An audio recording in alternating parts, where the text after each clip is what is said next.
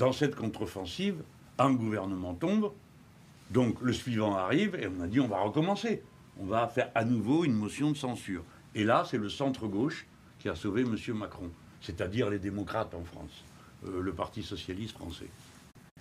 And then we said, well, we have to keep going this counter-attack, and so the next government was appointed by Mr. Macron.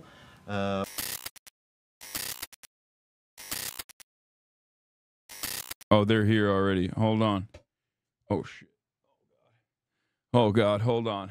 They're here already. All right. Oh, this is... All right. We're starting already. Let's go. And then... Wait 1 second. All righty. Okay. I think we're good. This is as good as he's going to get. Okay. Is it? Let's see if it's dark or not. Let me just check real quick. C'est bon pour l'installation caméra. Okay. Every time I do this, there's always you know, it's like live production, so there's always you know, a couple quirks that I have to work through, but I think we're good. Il dit c'est toujours du live, donc il y a toujours un petit. It's live production, so. Il y a toujours des petits trucs comme ça. Nice to meet you. Pleasure meeting you. Thank you so much for coming. Yes. Very excited to have you. Là, c'est démarré, là? Ouais. Yeah, we're live already. We've been live. And ladies and gentlemen, Jean-Luc Mélenchon of France Unbowed. It's me. What would I don't want to mess this up because I don't speak any French whatsoever. It's La France Insoumise? Yes. Is that good? Yes. Okay, all right, perfect. La France Insoumise, the leader of the Attends, mais French... comment ça se traduit, France Insoumise? France Unbowed. Yes, il a dit France Unbowed. Ah, ok, yeah. ok. Okay. So one of the first things I wanted to talk to you about is what France Unbowed means, because we have a lot of people in my audience that are unfamiliar with French politics. So I want to get started by talking about how this party formed and what the name of it is. Il veut commencer par savoir qu'est-ce que ça veut dire la France insoumise. Beaucoup de gens dans son audience ne connaissent pas forcément la politique française. Donc qu'est-ce que ça veut dire, c'est formé, c'est quoi son histoire? Que je compacte, mais nous sommes, we French are very, comme on dit, agité, un peuple agité, un peuple remuant. We're a very agitated people. Yes, yes. Oh, we know. We see all the time with protests all the time happening. Nous sommes capables des meilleures choses. We are able of the... We're capable of the best. Et aussi du pire. But also of the worst. Okay. Et on a du talent dans les deux domaines. And we're very talented in both domains. Oh, absolutely. Okay, Bon. I agree. Voilà. Il est d'accord. Le mouvement insoumis, ce n'est pas un parti, c'est un mouvement. The France Insoumise is referred as a movement and not a party. C'est un peu délicat, je laisse cette question de côté, d'accord? I just put this aside for now. Okay. Le fond de l'affaire, c'est que la politique en France, la scène politique a explosé. The French political scene has exploded. Les partis traditionnels se sont effondrés en même temps. Le Traditional- Parti socialiste et la droite. Traditional parties just collapsed all at the same time. The Parti Socialiste, which was the center-left party, and the center-right, Comme aux États-Unis. like in the USA. Yeah. Le Parti républicain s'est effondré et dévoré par M. Trump, et le Parti démocrate s'est effondré comme parti de gauche, dévoré, hélas, par personne. The Republican Party in the US has been eaten up by Trump, and the Democratic Party has also collapsed, the left in the Democratic Party, but unfortunately was not eaten up by anyone. Yeah. Well, Je termine juste en vous disant, nous sommes entrés avec audace sur la scène, et nous avons fait la jonction avec les mouvements populaires français. Pour résumer tout ça. We entered with great audacity on French political scene, and we made a kind of junction with the French popular social movements. okay, perfect. We have basically two right-wing parties in America, as you're aware of. On a en gros deux partis de droite aux États-Unis, comme vous le savez. Yes. Yeah, both of our parties are right-wing.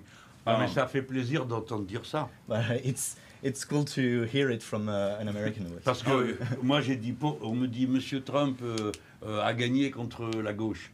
Aujourd'hui, il n'y a pas de gauche aux États-Unis. Because I was asked like, why Mr. Trump won? Why did he won against the left? And I just said no, he didn't won against the left because there is no left in the USA.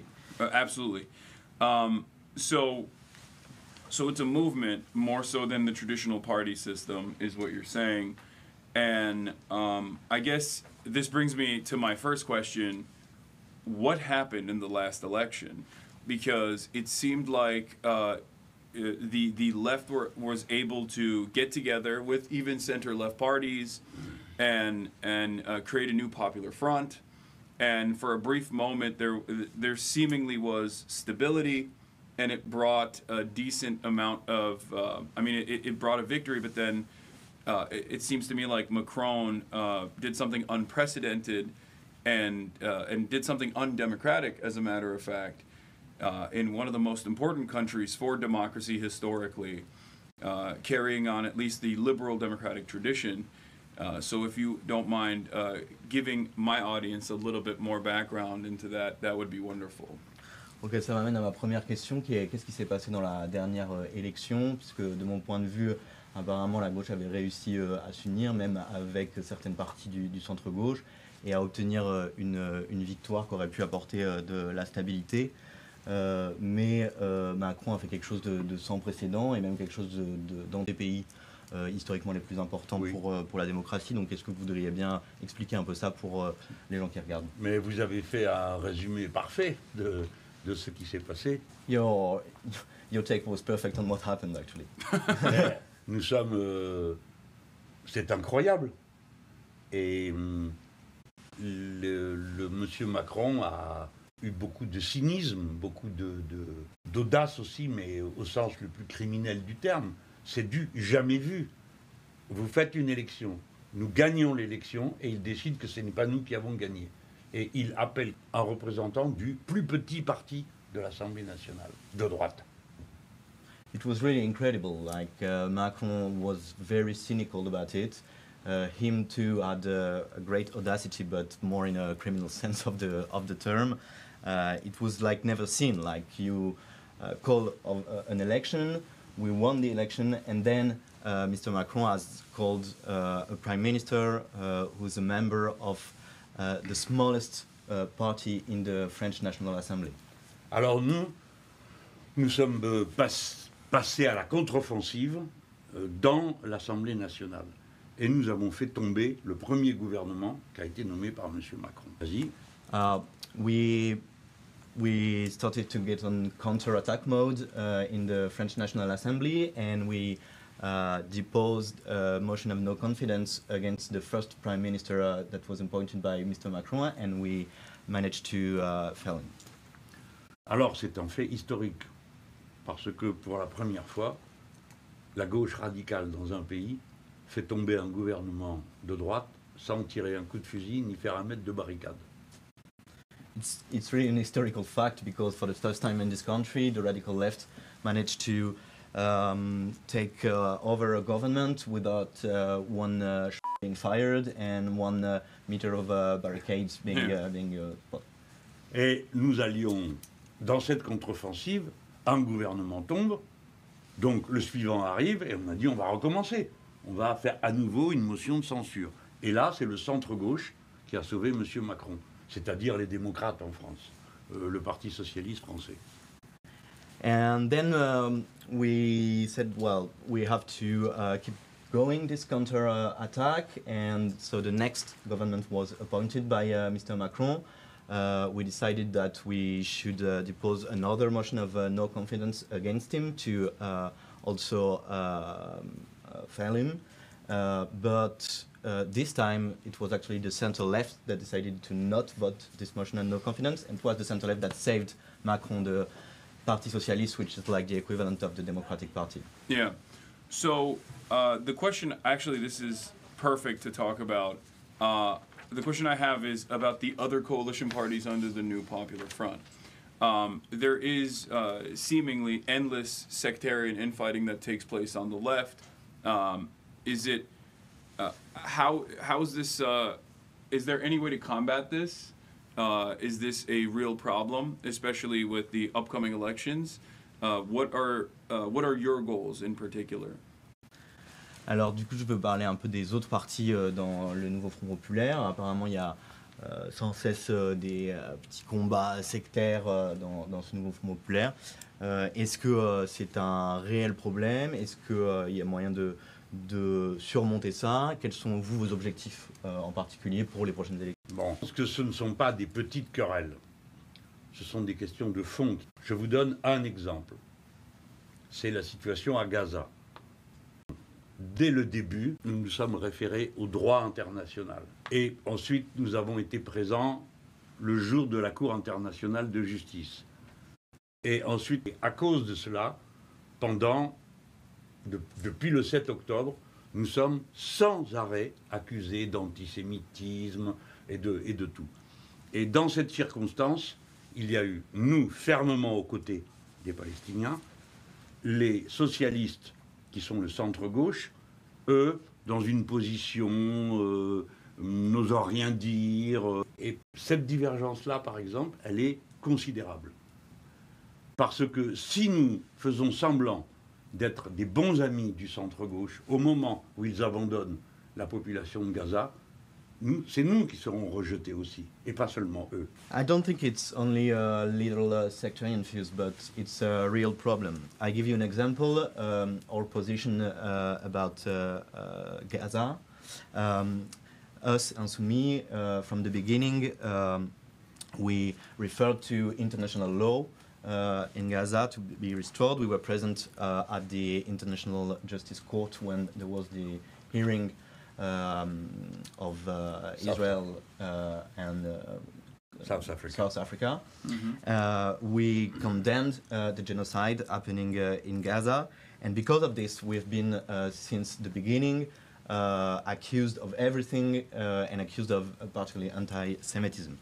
I'm familiar with that, yeah. Ouais, il connaît ça. So we stand with the Palestinian people, whereas like the Parti Socialiste, so the center left, has adopted a position where they don't say anything, they're afraid of saying anything. And for us, this... And they accuse us to be anti-Semites. And yeah, they accuse us of being anti-Semites. And this difference between us is not a small one for us. Because if we make believe to be friend with those guys, it's not only them, but also us that will be rejected by all the people in France that are that have feelings for the people in Gaza. Absolutely. What are some solutions to that in terms of being able to whip the rest of the parties into shape in an effort to launch a united opposition once again when push comes to shove, especially with the very real threat of a nationalist party potentially coming into power? Quelles sont les solutions à ça? Est-ce que ça passe par essayer de reconstruire une opposition unifiée, en particulier par rapport au contexte de l'antinationalisme? La solution, c'est que la masse des gens dans les quartiers populaires et dans la jeunesse aille voter. The solution resides in that the mass of the people in the youth and in popular working class areas go out to vote.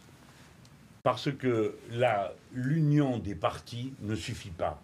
Et dans ces partis, il y a des comportements qui sont considérés comme inacceptables par les milieux populaires, les milieux racisés, tu sais le traduire ça, les milieux de la jeunesse engagée politiquement, que ça dégoûte de voir ces partis. Et des fois qu'ils nous reprochent d'être alliés avec eux. Donc la vraie solution, c'est la démocratie. Les gens doivent aller voter. Parce que sinon, on passe son temps à faire voter n'importe quoi parce qu'on a peur. Alors comme on a peur, ah mon Dieu, on ne parle pas de ci, on ne parle pas de là, on ne répond pas à telle question, la peur, tout le temps la peur. Non, il y en a assez, on en a jusque-là. Chez vous, on vous fait voter démocrate, chose qui n'a aucun sens, à cause de la peur de M. Trump. Le résultat, vous avez M. Trump. Donc nous ne ferons pas ça. C'est long à notre affaire. Hey, because you know, uniting the parties is not enough. Because in these parties there are people that have positions that are unacceptable for large part of working class people, of immigration background people, of the youth, the young people. So the solution is really democracy. People must go out to vote. Otherwise, we just do anything or vote anything only based on fear. And we silent any subject, or we vote for the less worse only for fear. In your home country, they made you vote Democrat based on the fear of Trump, and the result of that is that you have Trump. So we won't be doing this. Yeah, no, absolutely. Speaking of my home country, I feel like Americans, with the exception of nationalist movements, Americans are broadly blind to international solidarity. American left, in particular, has completely lost the internationalist tradition, whether it be a socialist one or even any sort of solidarity whatsoever. I would say neoliberals are united across the board. They coalesce around similar goals, and the right, certainly, in this growing movement of fascism, from the AfD in Germany to obviously the Nationalist Party here, to Elon Musk and Donald Trump and what they're doing in the United States of America. Do you see this as a new fascist wave growing internationally, and how can the American left work to combat this? En parlant des États-Unis, j'ai l'impression que les Américains, à part ceux qui sont dans la droite nationaliste, sont très aveugles aux questions internationales et à ce qui se passe dans le monde. Même la gauche américaine a perdu internationaliste, oui, qu'elle soit socialiste au sens radical ou même autre que ça. Les néolibéraux, quelque part, sont aussi unis. La droite est vraiment très unie, de l'AfD au Rassemblement national, en passant par Elon Musk et Donald Trump. Est-ce que vous voyez là-dedans une nouvelle vague mondiale fasciste, et comment la gauche plus internationaliste? Alors, oui, vous avez raison. La gauche aux États-Unis nous a ignorés absolument. Nous avons eu les plus grandes difficultés pour arriver à parler avec Bernie Sanders. Là, je l'ai fait la dernière fois qu'on y a été. C'était la première fois. On lui a envoyé des lettres, on a pris des contacts. Rien. Ça ne les intéresse pas. Ils ne s'intéressent qu'aux États-Unis d'Amérique. Point. Ça, c'est la première chose. First, yes, you're right about the American left. We ourselves had very big difficulties to reach out and to meet with Bernie Sanders. I met with him last time I was in the USA, but it was the first time, and before that we had great difficulties. We sent him letters, we tried to reach out, but nothing. They were only interested in what's happening in the USA and not international. Nous avons maintenant un contact qui a été établi avec DSA, parce que c'est les seuls qui se sont intéressés à nous. We now have contact established with DSA, Democratic Socialist of America, for the reason that they are the only one that have shown an interest in us. Yeah. Bon, après, oui, il y a une vague européenne. Le reste, je ne peux pas en parler. Je ne sais pas en Asie comment c'est, en Afrique comment c'est. Mais en Europe, oui, il y a une vague fasciste. Et il faut bien comprendre pourquoi c'est comme ça. Yes, there is a European wave of fascism. I can't speak about what's happening in Asia or Africa because I know less. But in Europe, yes, there is a fascist wave, and you have to really understand why.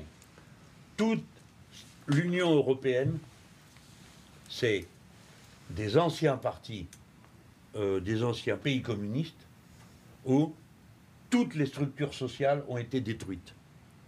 Les structures sociales d'avant. The east of the European Union is only former communist countries where all the social structures of the past have been destroyed. Et dans l'Europe de l'Ouest, toutes les structures sociales ont été détruites ou en cours de destruction à cause des politiques néolibérales. And in Western Europe, all the social structures have been destroyed or are being destroyed right now because of neoliberal policies. Il y a donc une agitation populaire, une tension dans toutes les sociétés. Et pour faire face, a produit l'extrême droite. L'extrême droite ne tombe pas du ciel. L'extrême droite, c'est un projet, de l'argent, des dirigeants, des médias, et ils ont méthodiquement construit une extrême droite dans toute l'Europe. Pourquoi? Pour diviser le peuple sur des bases racistes, religieuses, l'islamophobie. L'extrême droite, c'est une stratégie des dominants. Ce n'est pas un hasard de l'histoire. And to face this, so there is big tension and big social agitation around this social structure being destroyed. And to face this, the right has produced the far right. Because the far right doesn't fall from the sky. It has been built, it has money, it has its media, so it has been really constructed according to plan. And the plan is to divide the people on racial basis, on religious basis, with the growing Islamophobia in Europe. You have to see the far right as a strategy of the dominating people. Par conséquent, la riposte, ça consiste à travailler réellement, gagner la confiance populaire. Et nous y sommes arrivés dans de très nombreux secteurs populaires de notre pays. Mais il faut travailler, pas parler. Il faut parler aussi, mais il faut aller porte après porte. Bonjour, nouveau pour cela. C'est-à-dire être présent et être dans les combats. La gauche institutionnelle ne fiche rien. Elle bavarde, elle dit des choses que personne ne comprend, et ça donne ce que donne ce qu'a fait Madame Kamala Harris. Elle parle à personne. To win this fight against the far right, you have to work in order to gain popular trust. So we managed to gain popular trust in some sectors of our people, but for doing this you have to work. You don't have to only talk, you have to go door after door, you have to be in the fights with the people. And here the institutional left does nothing. It's not in the fight with people, it doesn't work. It does something similar to Kamala Harris did, so that doesn't speak to anyone. Yeah. Et je veux juste terminer en vous donnant... Nous avons fait la preuve matérielle de ce que je suis en train de vous dire. Là, les quartiers où nous avons, porte après porte, fait réinscrire des gens sur le droit de voter, la liste électorale, c'est là que le Front populaire a fait ses plus gros scores et c'est là qu'a été acquise la victoire. À ces endroits-là. We have like a material proof of what I'm saying is that we see that the areas in France where we were door to door and where we had a big campaign for voter registration, it's also this area where the New Popular Front made its biggest scores, and it's in these areas that the election was won. Yeah, the left's inability or the left, the Democratic Party in America and all of the other neoliberal counterparts in Europe and their inability to combat fascism comes from the fact that sometimes it feels like they are playing the role of controlled opposition rather than showing a true vision of change, either because they are fearful of their same masters of capital, or because they're genuinely worried about disrupting the systems that they've played a role in designing. In terms of, I want to switch gears a little bit, and let me see. I have some notes here. I was gonna look up notes real quick, but as far as the instability goes, where is most of your momentum coming from? Because I hear that there's a lot of youth backing you here in France, and also working class background people as well. Would you say that's correct? Alors, pour rebondir sur ce que tu viens de dire, lui pense l'incapacité des démocrates et de toute la gauche néolibérale européenne qui sont leurs contreparties en Europe à combattre le fascisme, c'est parce que par une opposition contrôlée que comme quelque chose qui va proposer un réel changement. Peut-être c'est parce qu'ils ont peur des mêmes maîtres du capital que les autres, ou qu'ils ont vraiment peur de secouer le cocotier des institutions auxquelles ils participent.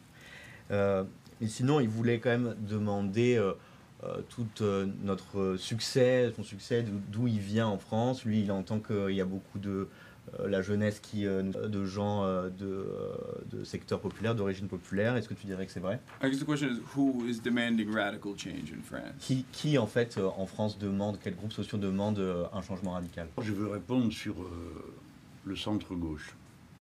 First, I want to say something about center-left. Moi, je ne veux pas être une vision simpliste, accusatoire, je ne sais pas comment on dit ça en anglais, accusatoire, de... I don't want to have a simplistic vision or to just being someone that accuse others. Le centre-gauche, les partis socialistes, le parti démocrate, tous ont en commun leur doctrine, leur logiciel est le suivant. Un, si le capitalisme doit bien fonctionner.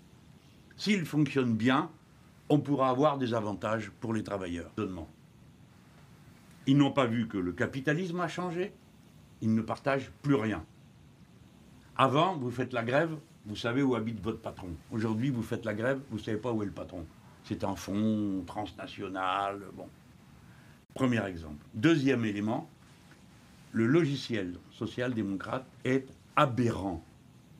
Parce que pour que ça marche, il faut produire sans cesse plus, vendre sans cesse plus. Comme s'il n'y avait pas de crise écologique. Ce qui m'a frappé quand je suis allé aux États-Unis, c'est que personne, dans les gauches que j'ai rencontrées, ne m'a parlé un instant de la crise écologique et du danger majeur pour la civilisation humaine.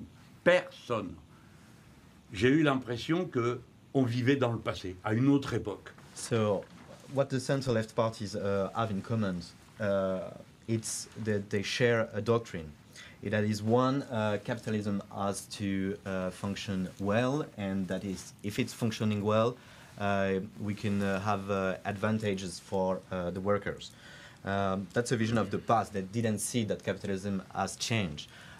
In the past, when you went on strike, you knew who the boss, who the CEO was. Today, when you go on strike, you don't even know who the CEO was. It's like an international fund, an hedge fund that you don't know. And second, their doctrine, this doctrine of the center left, says that you have to produce more and always more, and consume more and always more. And it's as they didn't know that the ecological crisis was happening. I was very, very struck that during my stay in the USA, from the left, said anything to me about the ecological crisis. It was like it didn't existed. I felt like we were living in the past. Yeah. So that actually brings me to my second point that I wanted to ask. What are some of the biggest crises that the French population is facing right now, and how do you want to address that? Donc, quelles sont les plus grosses crises que le peuple français fait face? Nous sommes un peuple qui est défini, qui s'est constitué autour de son État et de ses services publics. Le néolibéralisme détruit l'État et détruit les services publics pour qu'ils soient remplacés par des services. Par conséquent, c'est toute la population française qui est frappée. Et c'est même l'identité du pays qui est mise en cause. C'est pourquoi la crise est si profonde et pourquoi il y a une colère qui est aussi répandue et des fois elle porte sur tout. Prenons un exemple. En France, nous avions le meilleur système de santé du monde. Aujourd'hui, vous pouvez mourir à l'hôpital en attendant d'être soigné. Nous étions parmi les premiers pays du monde pour la santé des enfants. Nous sommes maintenant 23e sur 27 pour la mortalité infantile. Nous vivons une catastrophe du mode de vie, de la manière de vivre des Français. Et c'est pourquoi la situation paraît si incroyable à tout le monde. Tout le monde est concerné. Les trains n'arrivent plus à l'heure, l'hôpital ne marche pas, l'école ne marche plus. On a l'impression que le sol, la vie de tous les jours se disloque. C'est pourquoi il y a une base très, très, très, très profonde d'opposition au pouvoir des néolibéraux, quel qu'il soit. We as a French people have constructed ourselves around the states and the public services. And neoliberalism just destroys the states, it destroys public services. And so it's all the French population that is struck, and even in its core identity. It's a very deep crisis, and that's why there is so much anger in the French people that is on so much issues. For example, we used to be one of the best healthcare system in the world, and today in French hospital you can die waiting for care. Waiting.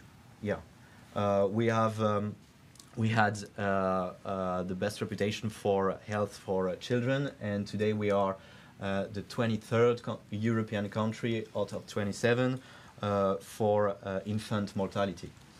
So it's really a catastrophe for our entire way of life, and it seems incredible for everyone that trains are not on time anymore, that schools, public schools don't work anymore, that our hospitals don't work anymore.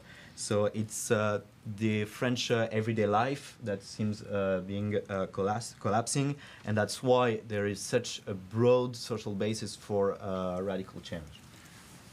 Do French people recognize that it is austerity that has caused their living conditions to collapse as opposed to previous generations?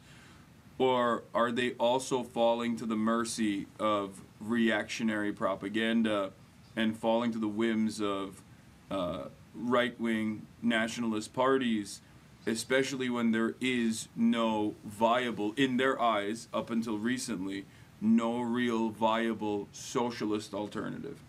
Est-ce que les Français reconnaissent que c'est l'austérité qui est la cause de leurs maux, ou bien est-ce qu'ils tombent aussi dans la propagande réactionnaire qui accuse pour ces maux, spécialement à l'époque, c'est-à-dire avant notre émergence, où il n'y avait pas vraiment d'alternative de gauche radicale pour faire face?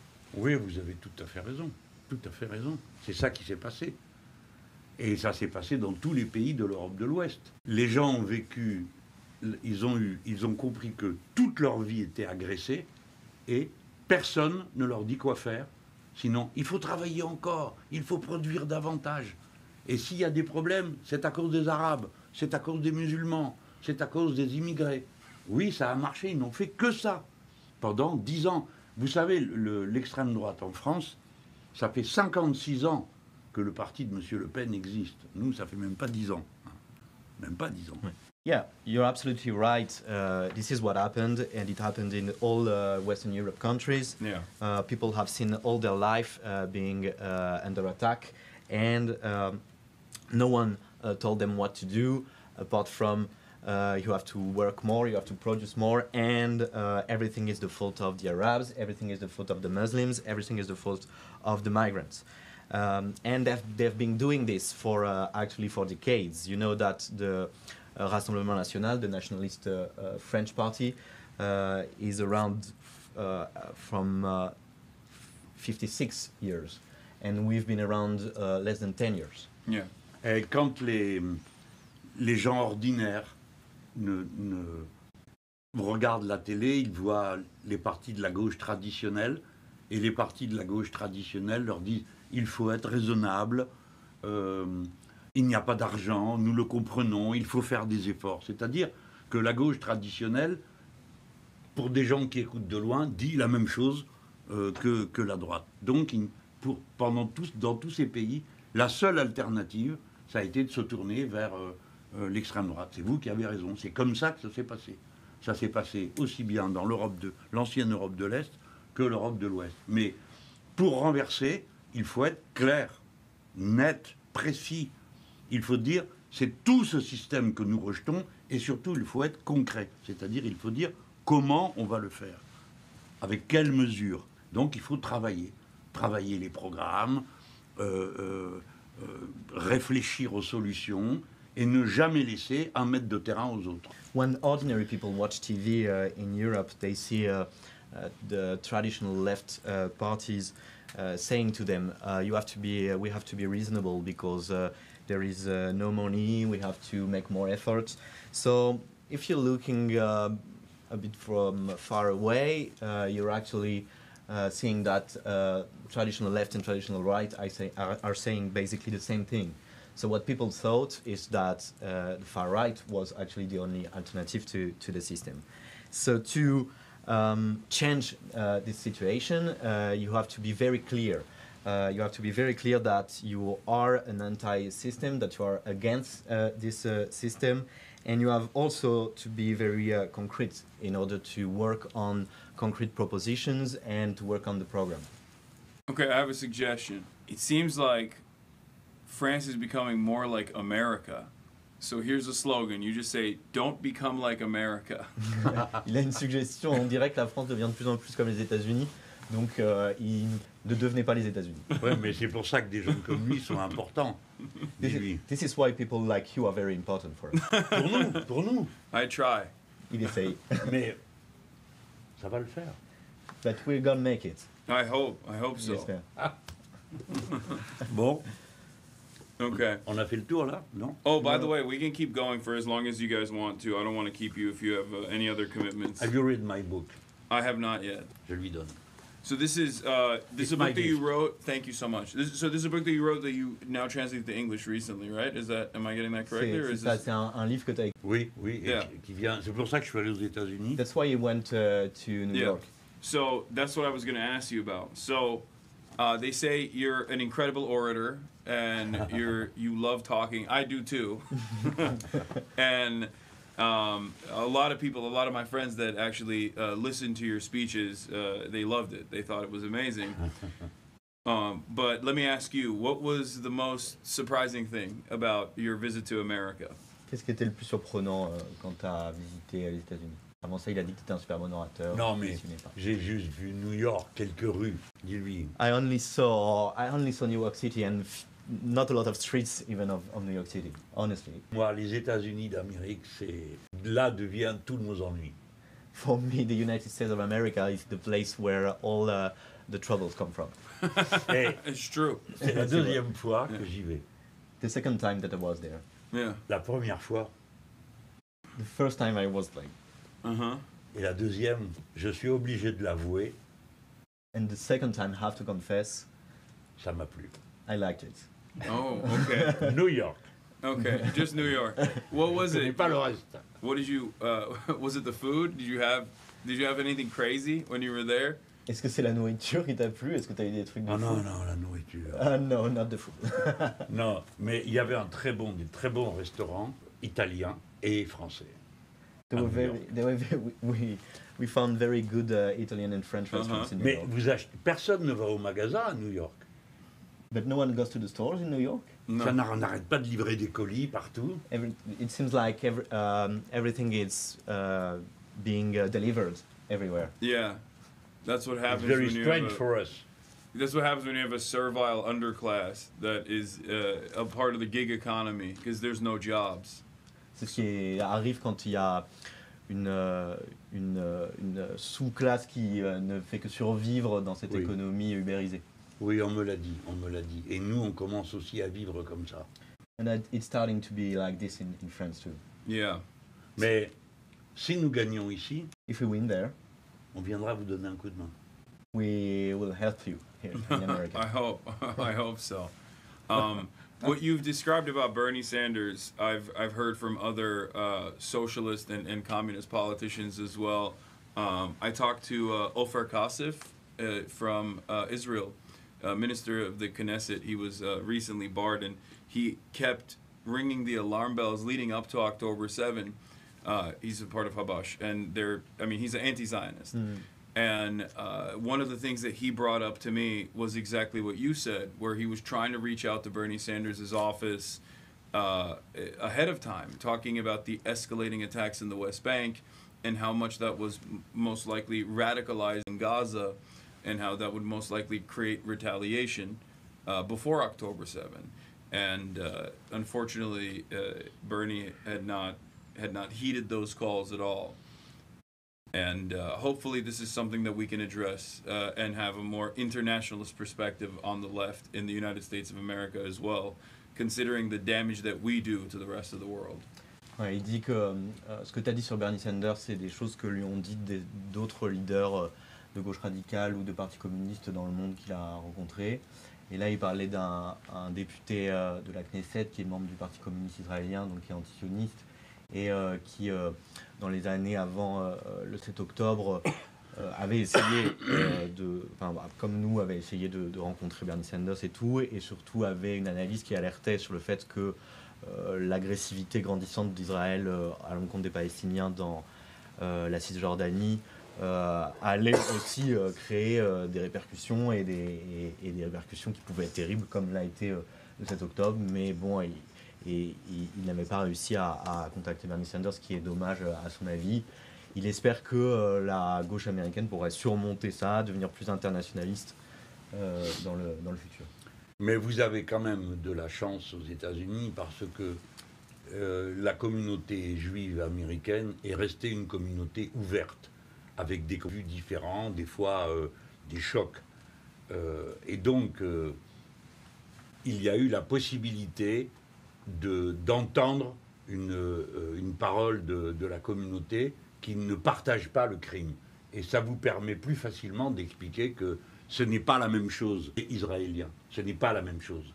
Et que on peut donc arriver à vivre plus normalement dans nos pays. Nous, en France, malheureusement, il n'y a eu qu'un seul point de vue. Tous ceux qui étaient contre ce qui se passait à Gaza ont été qualifiés d'antisémites. Point final. Et aucune discussion possible avec quelques secteurs de la communauté, quelques organisations courageuses, mais très petites et surtout très persécutées. Et il y a eu un blackout sur toute opposition à ce qui se passait à Gaza. Et maintenant, ça c'est la première chose que je veux lui dire.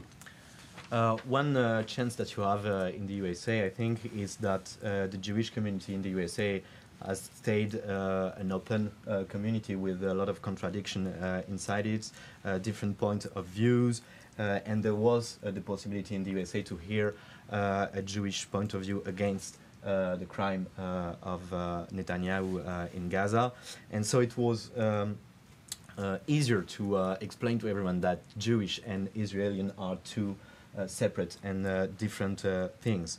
In France, there was only one point of view that was accepted, and everyone that was against the crime in Gaza was called an anti-Semite. There are only in the French Jewish community small and very brave organizations that oppose the crime, but for the rest was kind of a blackout on the opposition of the Netanyahu crimes in Gaza. Et la deuxième chose, c'est que beaucoup de politiciens font se croient habiles en faisant du clientélisme des partisans de M. Netanyahou. Donc ils se disent faisons attention, ne nous affrontons pas. Bon, et ils ratent une occasion d'éducation populaire de masse. Parce que dans notre pratique à nous, nous considérons que toutes les crises sont des occasions d'éducation populaire de masse. Et pour résumer notre stratégie, je vais me référer à Chavez, je pense que ça va me valoir quelques ennuis dans votre pays. Et lui disait, nous ne construisons pas un parti révolutionnaire. Nous construisons un peuple révolutionnaire. Et pour qu'il y ait un peuple révolutionnaire, il faut qu'il puisse s'éduquer dans les événements. Donc on lui dise ce qu'il se passe et qu'il soit en quelque sorte presque obligé de choisir. Voilà ce qu'il faut faire. And also there's a lot of politicians that think that they are very smart in being very in trying to gain the votes of the support of Netanyahu here in France or in other countries. So they don't want to offend them, they don't want to defend Gaza too much. And in doing so, they miss an occasion for popular mass education. Because we think that every crisis is also an opportunity for popular mass education. And I'm going to quote Hugo Chavez, maybe it's going to make me in trouble in your country. Not in my audience. But, yeah. He said that we are not building a revolutionary party, we are building a revolutionary people. And in order to build a revolutionary people, we have to do this mass education at all times. Oh, absolutely. Speaking of foreign policy, it feels like Macron has sidestepped domestic affairs due to unprecedented unpopularity and has now repositioned himself as a foreign policy leader for France instead of completely stepping away from politics and waiting out the end of his term. He's now seemingly making himself more present in the international stage as he speaks out against Donald Trump and offers support to Ukraine, even saying things such as potentially sending troops to Ukraine. But outside of that, he seemingly has taken some notes from more radical elements in French society, considering that his pivot on Gaza has been shocking, to say the least. He has been very critical of Israel as of the last couple of months. Do you feel like this is insincere, or do you think this is a real change of heart? Is this just more Macron trickery? What's going on there? Juste en parlant de politique étrangère, on a l'impression que Macron s'est un peu retiré de la politique intérieure en France à cause d'une impopularité sans précédent, mais que du coup, plutôt que d'attendre la fin de son mandat, il est devenu plus un leader de politique étrangère en France, qui se fait plus voir sur la scène étrangère.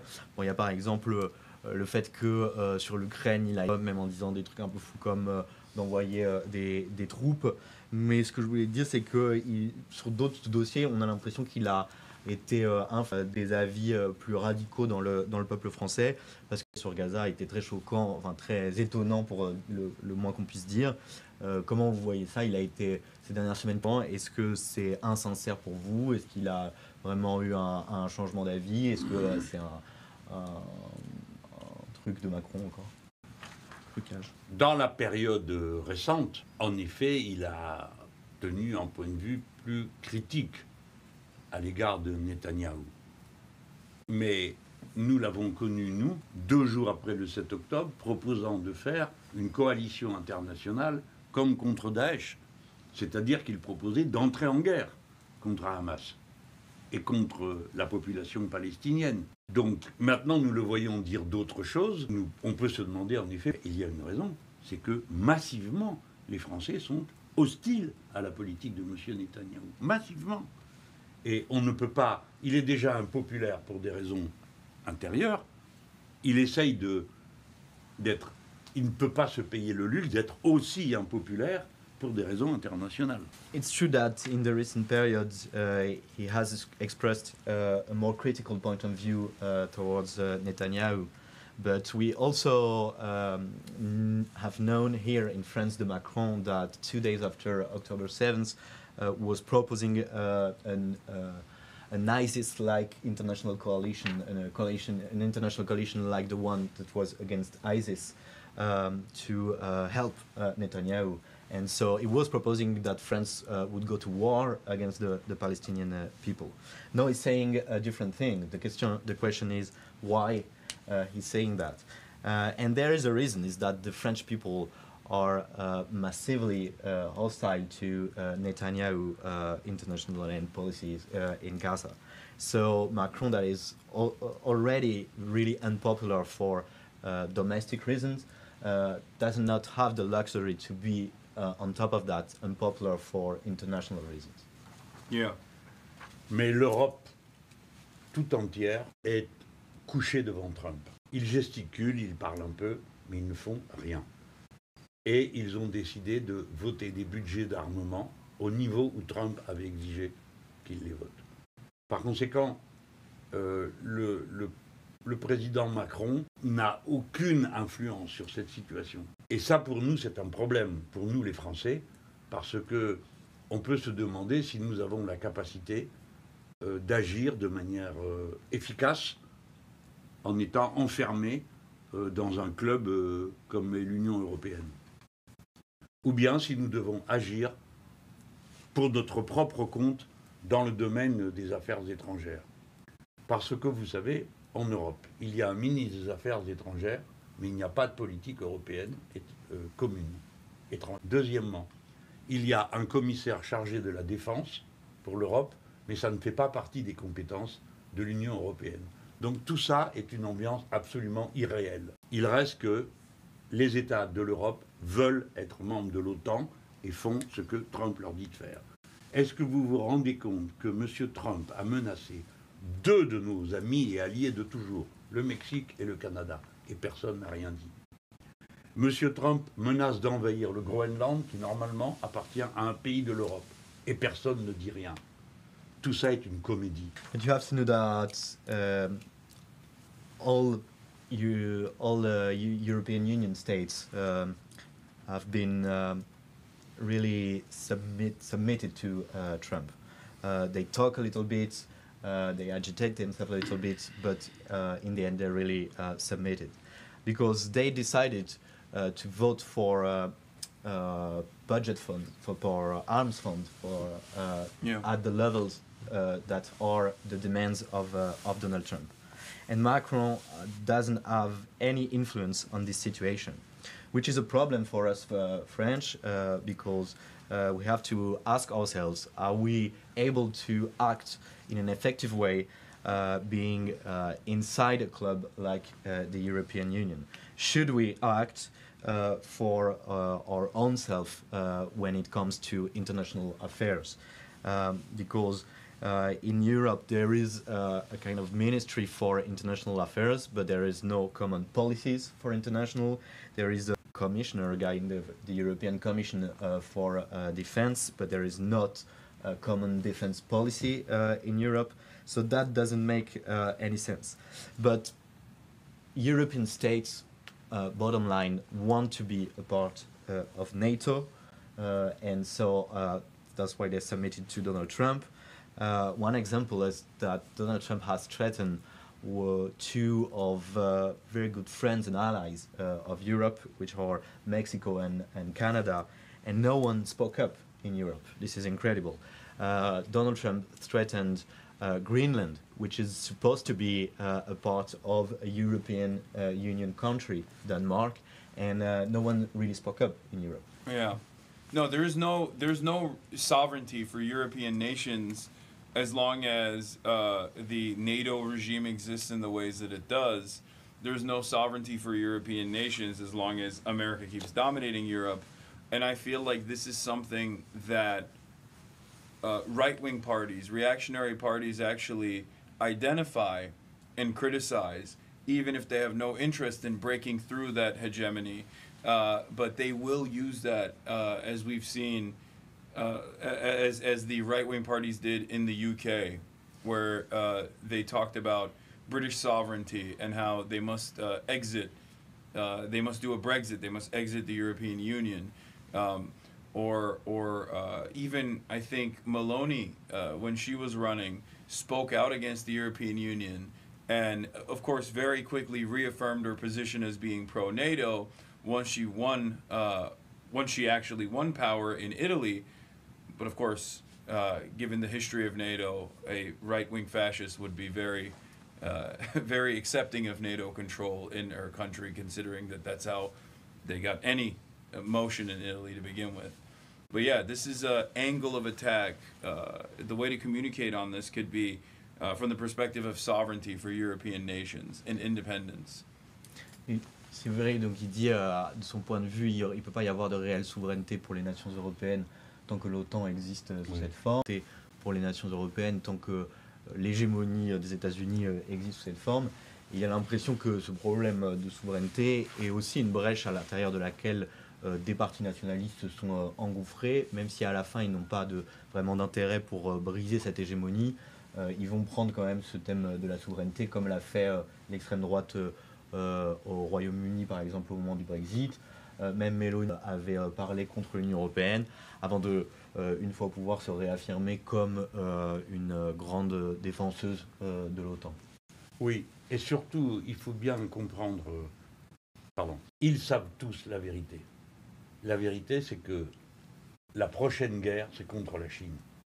C'est ça qui préoccupe Trump et les secteurs dirigeants aux États-Unis d'Amérique. Et donc, ils préparent tous, ils écrivent, ils font des résolutions dans le Parlement européen, ils il signe des textes dans le cadre de l'OTAN ou des rencontres internationales qui toutes désignent la Chine comme adversaire. Pas Poutine et la Russie, la Chine. Et nous avons, nous, le sentiment que c'est cette guerre-là qu'ils préparent. Et donc, pour l'instant, ils se préparent à être à nouveau tous d'accord avec les États-Unis d'Amérique. C'est ça qu'ils préparent. Ils ne préparent pas l'affirmation de la souveraineté, de je sais pas quoi, rien de tout ça. Rien de tout ça. Ils sont en train de préparer comment ils vont être avec les États-Unis d'Amérique contre la Chine, point final. Ils n'ont aucune volonté particulière. Ils n'ont pas de volonté. And they all know the truth. The truth is that the next war of the USA is against China. That's what Trump and the ruling class in the USA is actively preparing for.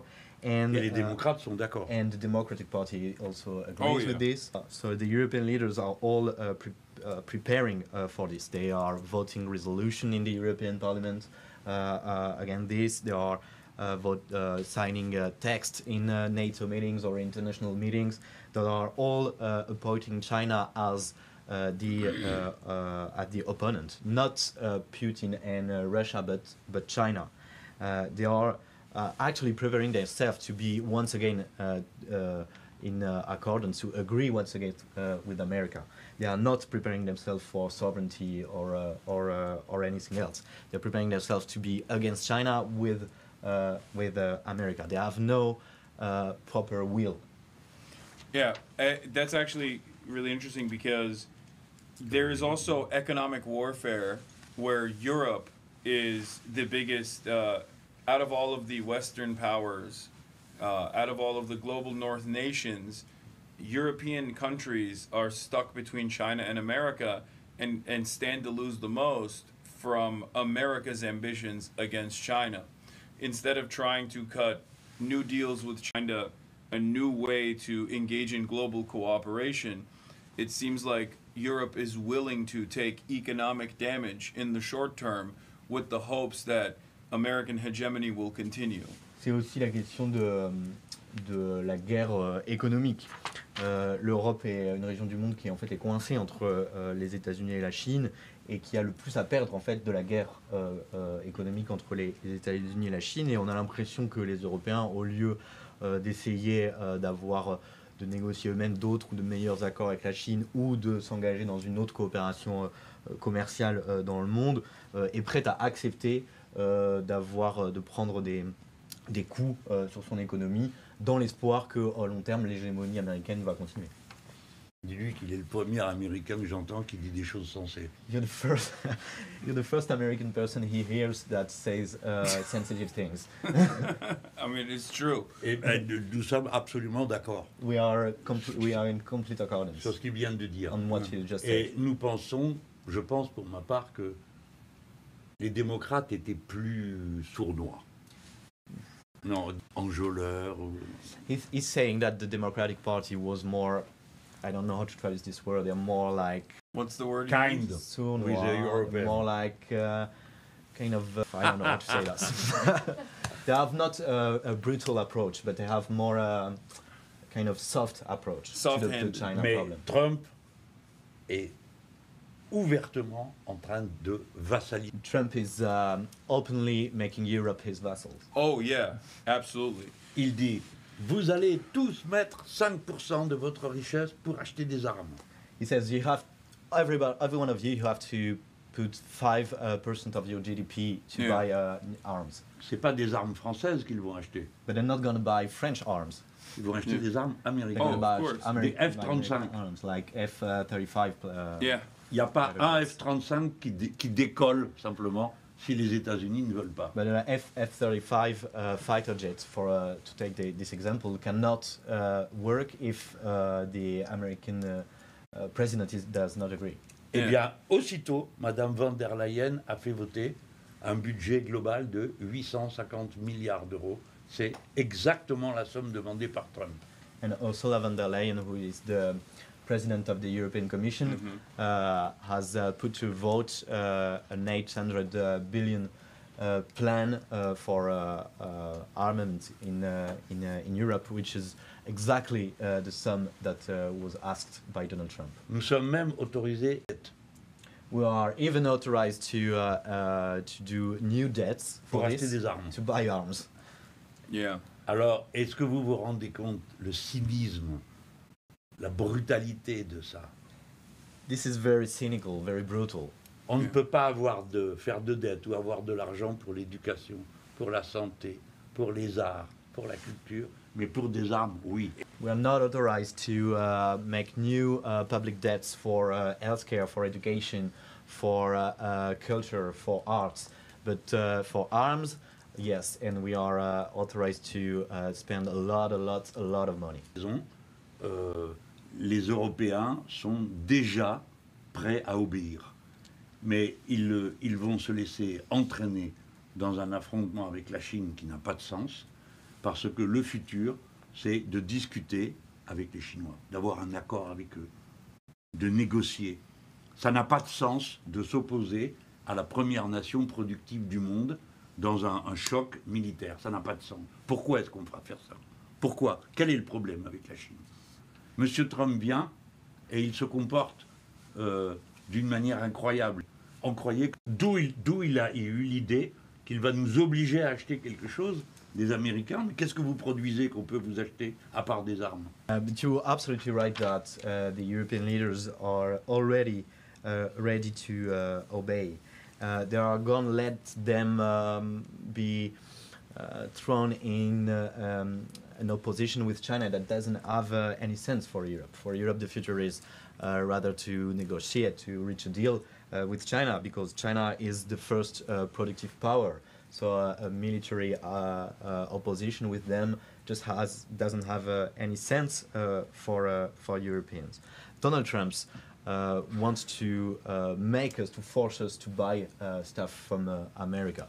But wasn't America for free trade and free competition? And what does America produce that we can buy? Like Guns. Guns, yeah. And salmonella chicken. Et des Yeah. Salmonella chicken, guns, and hormone beef. et That's du it. bœuf aux hormones. Oui, exactement. Mais c'est lui qui le dit. Hein. Vous n'allez pas pouvoir revenir aux États-Unis, vous. He says you won't be able to go back to the USA, maybe. Trump will send you to Guantanamo. We shall see. That is actually a real worry. They have started detaining American citizens as well at the border. I'm an American citizen, but they look through your phone and everything. We don't have a constitution before you enter the border. So that's a real fear that I have right now as I return tomorrow to the country. En fait, c'est vraiment une inquiétude qu'ils ont parce qu'ils ont commencé maintenant, ce qui est exceptionnel, à détenir des citoyens américains aussi à la frontière, à fouiller leur téléphone et leur matériel électronique parce que, en gros, ils ont utilisé l'argument que même les citoyens américains, comme lui qui est citoyen américain, n'ont pas leur droit constitutionnel avant d'entrer, avant de traverser la frontière, donc ils peuvent. Donc c'est en fait une inquiétude qu'il a pour. They're gonna see this in my bag and say radical. Mais quand nous avons été à New York, ça nous a beaucoup impressionnés. Moi, j'avais l'impression de me retrouver dans un petit peu, vous voyez, plus ou moins l'ambiance de l'URSS avant. Les gens, des Français, avaient peur de venir aux réunions où je me trouvais. Et ils nous ont envoyé des messages pour dire nous avons peur d'être expulsés ou d'être arrêtés, nous ne venons pas, mais nous vous aimons beaucoup. Mais jamais je n'aurais imaginé voir une chose pareille aux États-Unis d'Amérique. Jamais.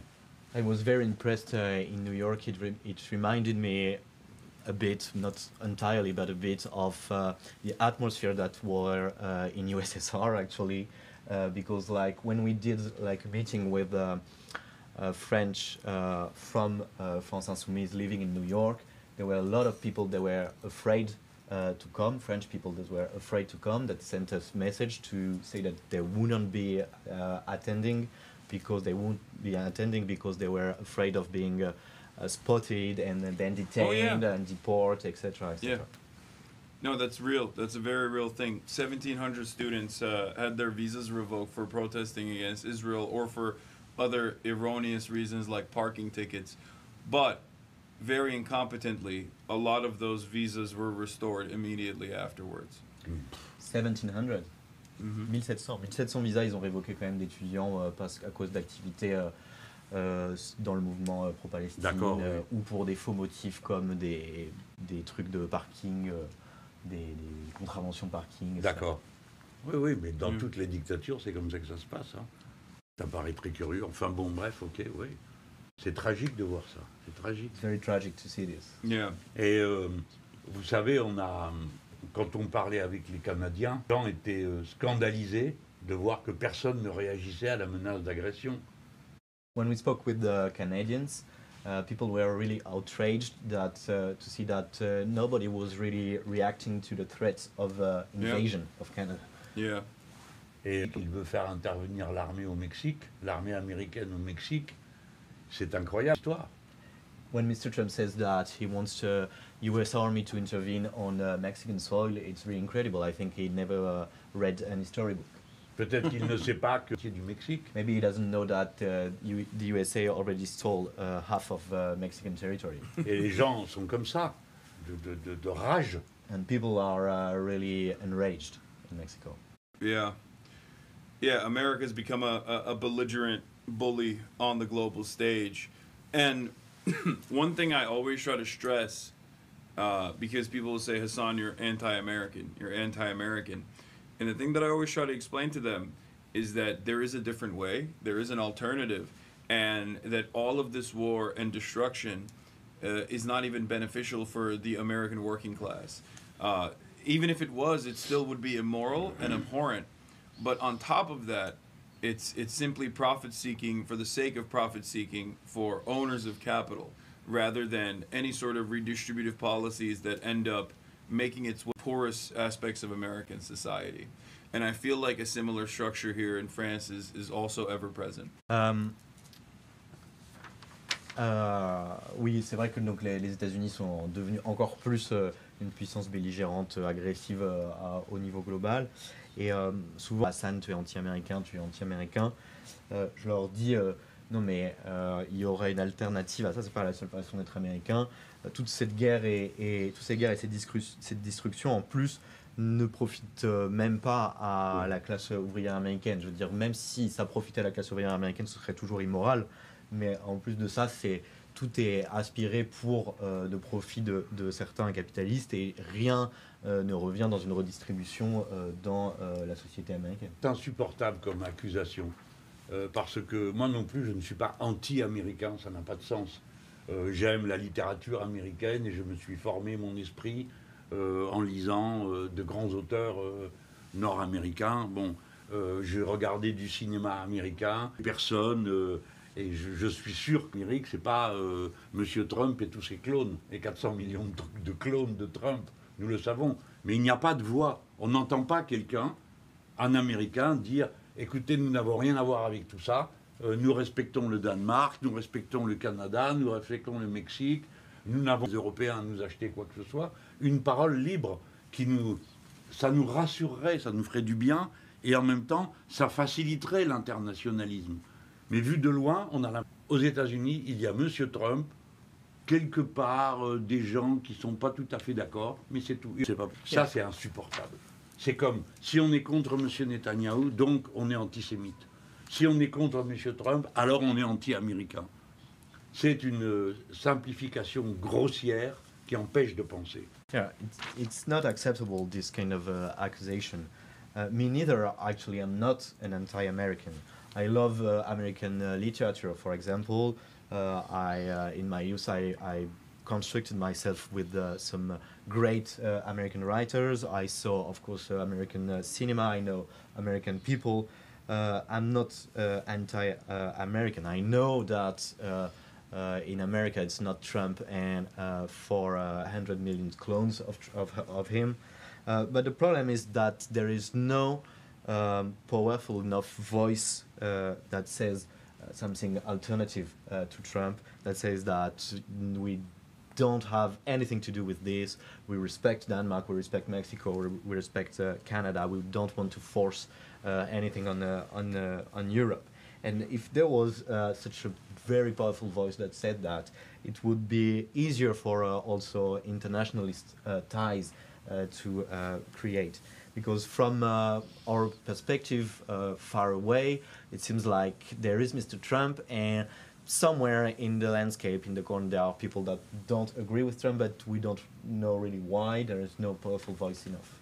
Mais les dirigeants de la gauche radicale aux États-Unis devraient s'emparer de ces questions. Il faut qu'il y ait une autre voix des États-Unis. Nous avons compris que l'affaiblissait la France et donnait de nous une image terrible. Je suis allé, on a demandé ça, je suis allé au Liban avant l'invasion de M. Netanyahou. Je suis allé en République démocratique du Congo au moment de l'invasion par le Rwanda. Et ainsi de suite. Là, je suis allé au Canada, qui est menacé par les États-Unis d'Amérique. Chaque fois, la France, c'est nous aussi. Il y a une autre France. Eh bien, c'est ça qui manque. Ça donnerait une force énorme de savoir qu'il y a une force aux États-Unis qui s'intéresse aux autres et qui est capable de nous appeler à des actions communes. Mais on a l'impression... Vous savez, je vous parle bien franchement. Attends, note bien ça maintenant que je lui dis. Le danger pour les États-Unis, c'est comme l'Italie. C'est que vous n'ayez plus de gauche. Plus de gauche. Tout d'un coup, il y a la droite ou bien la moitié de la droite. Point final. Parce que vous êtes un très grand pays, très étendu.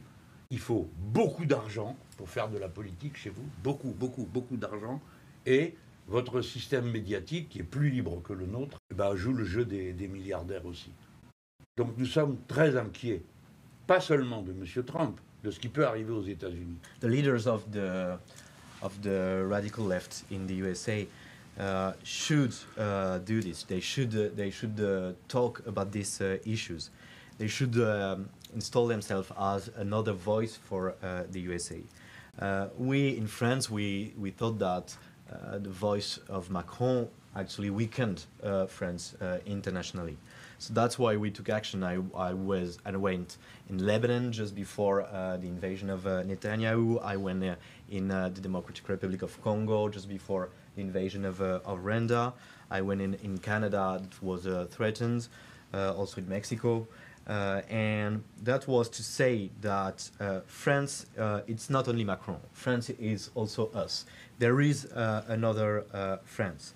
And I really think that what's missing us is that kind of voice in the USA, another voice in the USA. It would give so much strength to everybody to have this kind of force that could call us to action in regard to what's doing Mr. Trump. Honestly, I'm speaking to you honestly. What I'm fearing also for the USA is what happened in Italy, in Europe, for example, which is that the left is completely erased of the scene.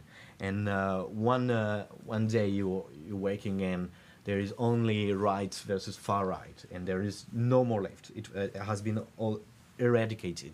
And I'm very worried that this would happen in the USA because it is such a big country, a country where you need a lot of money to do politics, with a media system that, even if it's ours in France, it's also aligned on billionaires' interest.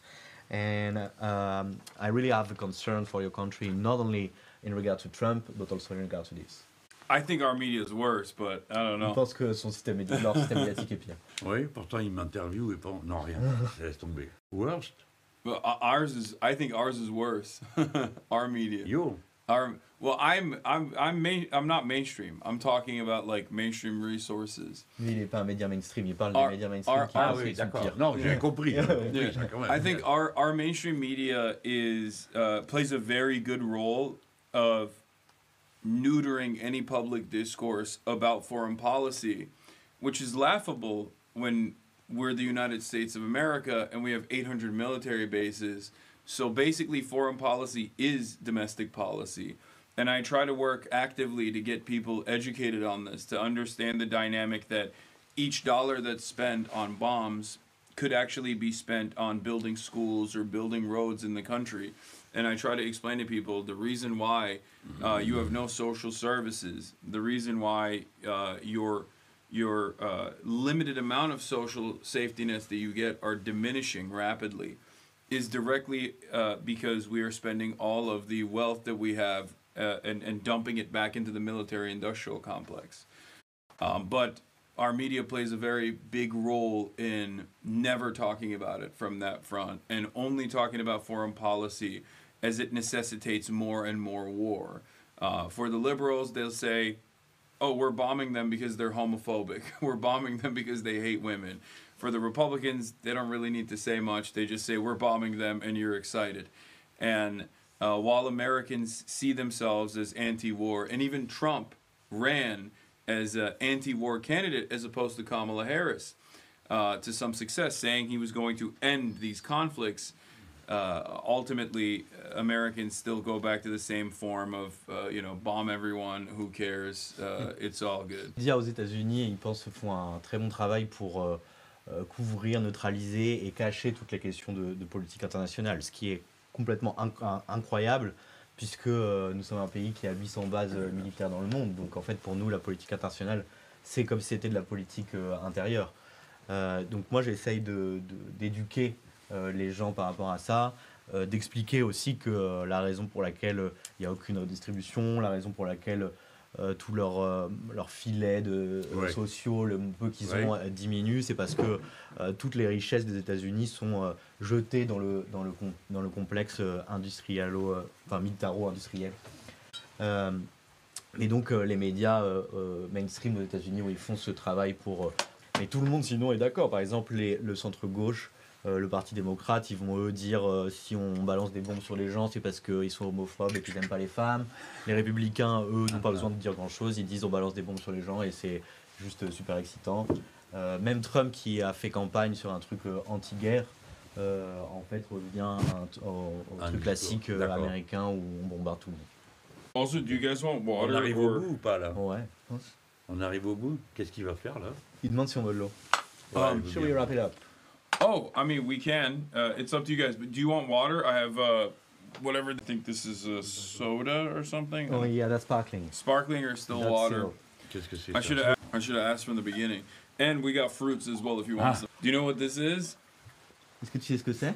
It's the Trump. It's a Zin. Ah ouais. Quand il a pris une balle dans l'oreille, Ouais. non? Yeah, when he got shot. Ah ouais, ok. Ok. Ouais. The Zin tin. This is. Do you know what a Zin is? No. These are like snus. What is this? Nicotine pouches. Ah, c'est des trucs de nicotine. Oh, you smoke? Non. No? Oh, a Frenchman who doesn't Un smoke. Français qui ne fume pas. Ça y est. Wow, first time. Et nous avons fait une boîte comme ça. Lui, on a fait une boîte comme ça.